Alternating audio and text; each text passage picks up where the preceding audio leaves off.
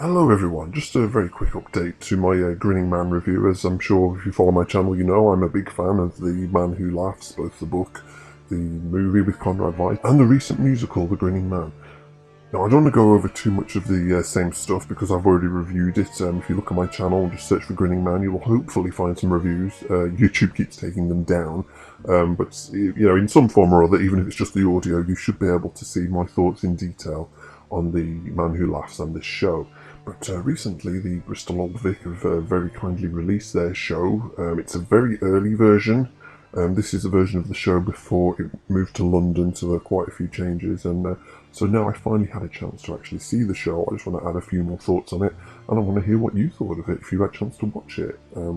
Post in the comments below if you enjoyed it. So, my thoughts on the show. I really liked it, as expected. I mean, I've listened to the soundtrack, I fell in love with the music anyway. The show is very, very impressive, even in this quite rough form. Sometimes the production values look a little bit cheap, but other times they are absolutely staggering. In particular, the use of puppetry in this show. A lot of the creative people behind the Warhorse production were in it. The puppets are just stunning, so well articulated, it's so engrossing. After the opening song, we sort of jump straight into the backstory of the Grinning Man. And it's told through puppetry, and there's about like a 20-minute section of this show that is just pure magic. It draws you in, it's got this like fairy tale logic, beautiful puppetry. Probably some of the better music of the show is in this 20-minute slot here, and the first act, to be truthful. The second act isn't quite as good in my opinion, but there's a good solid 20 minutes in the first act that is just absolutely magical. At one point you've got a little puppet being puppeteered by a larger puppet, which is being puppeteered by a puppeteer. Never did I dream that I would hear you say those words. Only those 3 words could ever free me from the curse. Dear beauty,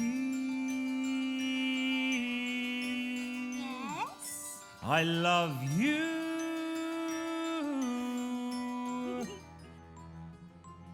Follow these puppets for quite a while, and then when it transitions to the adults playing the roles, it gives you chills. It's really effective.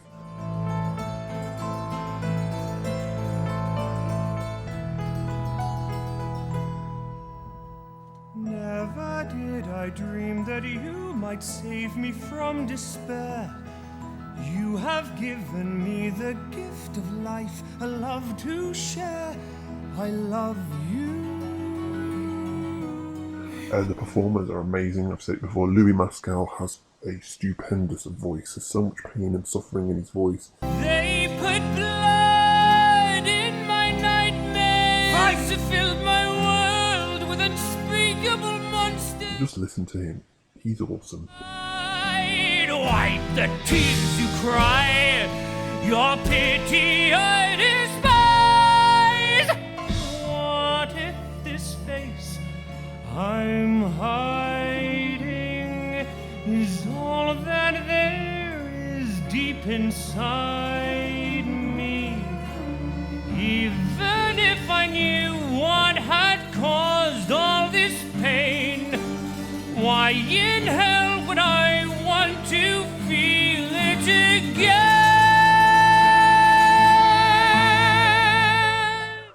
I loved Audrey Brisson, who plays Dia. Unfortunately, that is one of my complaints in this show. From the book and the movie, you know, you really feel for the character of Dea, who's a blind girl who falls in love with Gwynplaine, and she's such a pure and wonderful character. I feel like her characterization wasn't really given true justice in this version. A lot of the characters get their own standalone songs, but Dea doesn't really get much time to shine in this. She's always as part of a ensemble. Normally her songs are like arguing with her father figure, and particularly in the second act when there's like a moment of betrayal when Gwynplaine leaves her to go and see the Duchess Josiana. I am happy he's happy. I'm happy his dreams have come true. Would you be kind enough to tell him that? I really feel like there should be a song here that like shows us what she's feeling, but you know, she just gets on with it, and it doesn't really get across the heartbreak that I think is there. I mean, maybe they're just playing it subtly, I don't know, but I think more could have been done with that. and some of these songs she has with Ursus, and in this act 2, like the songs just like I say, I don't feel they're as good. They're a bit like how I imagine opera to be, that they're just singing lines. It's not actually like a song, they're just like singing, and the music goes in and out of different themes. And I wanted him to have a new start. You knew who cut his face, father. You stood by and you watched. I did it out of love. You can't build love out of lies. I did it out of love. Because everything that lives in a love like that dies. I don't know, I just didn't like it as much. It was okay, it serviced the story. All the key cast though were absolutely brilliant. Julian Bleach as Barkilphedro the Clown, Duchess Oceana, everyone was really good. Seeing this production though, it also made me think that it's got quite a weird tone. And The Man Who Laughs book is, because it's a Victor Hugo one, it's set in a very real time and place. And we've got all this historical detail. And, it's England in the time of King James, I think. It's been a while since I read the book, actually, I can't quite remember. But it was set in a very real time and place. This one exists in some kind of weird alternate reality, where instead of London, or London, being the capital city, places like Downing Street were places of hog brothels, whatever that is. They never showed the hog brothels in this one, unfortunately.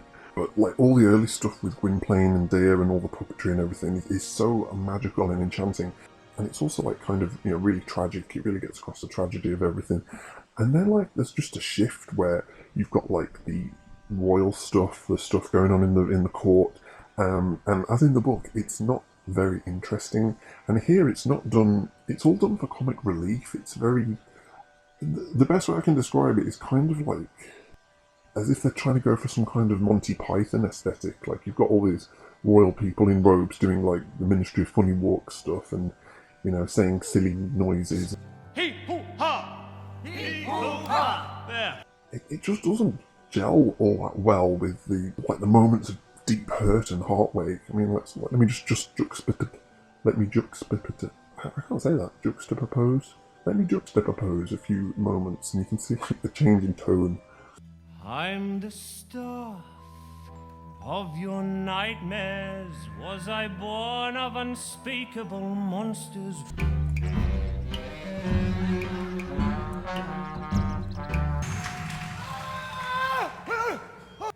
I ask the questions, you answer them swift as you like, to avoid the skin being flayed from your bones. One down, two to go. Father!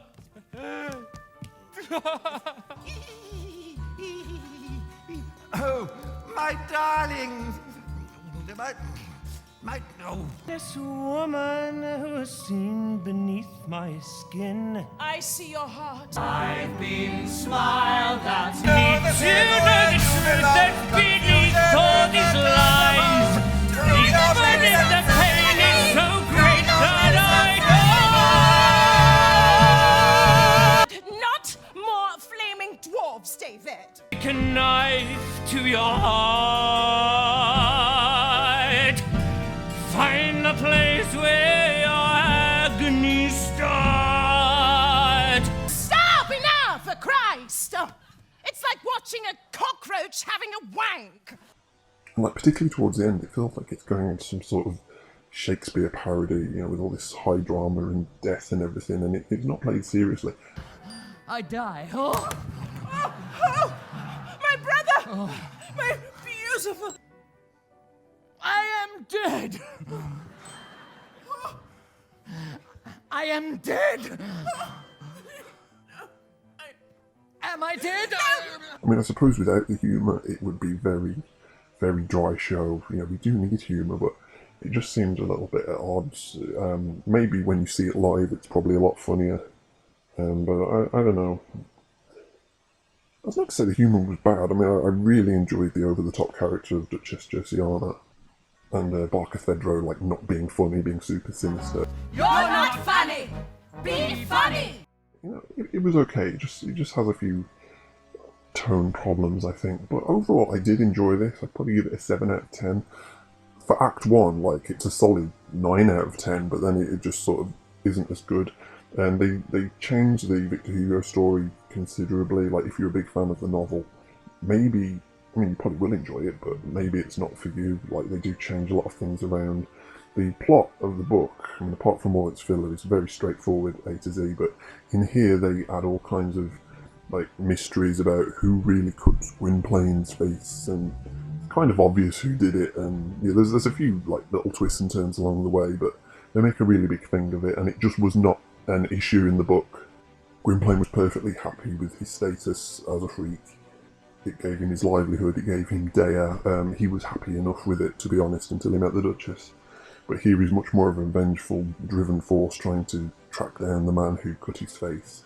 Overall, I really did enjoy this, and I do hope it tours when and if COVID-19 allows us. I would definitely check it out. I recommend you do the same. That's all from me, folks. Bye for now.